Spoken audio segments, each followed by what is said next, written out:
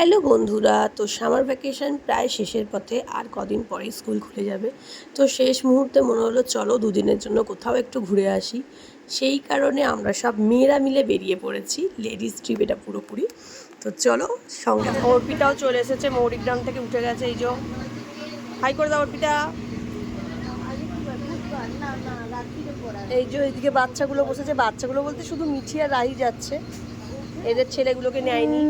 এরা ব্যাচেলার একেবারে হয়ে গেছে, বর ছেড়ে দিয়েছে, বাচ্চাকেও ছেড়ে দিয়েছে, যা একদম ত্যাগ, দুদিনের জন্য পুরোপুরি ব্যাচেলার।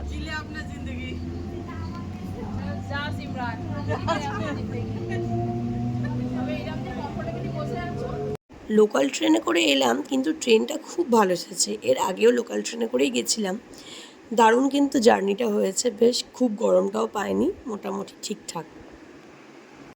ফাইনালি আমরা মোটামুটি এখন বাজে 11:30। এই যে ট্রেন, দীঘা পৌঁছে গেছি।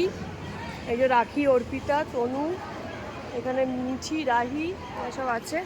আর এই লোকালটাই আবার ব্যাক করবে এখন সাঁতরাগাছি। চলো এবার তারপর আস্তে আস্তে অনেক ভিডিও আসতে থাকবে দীঘার। তো এখনকার মতন টাটা।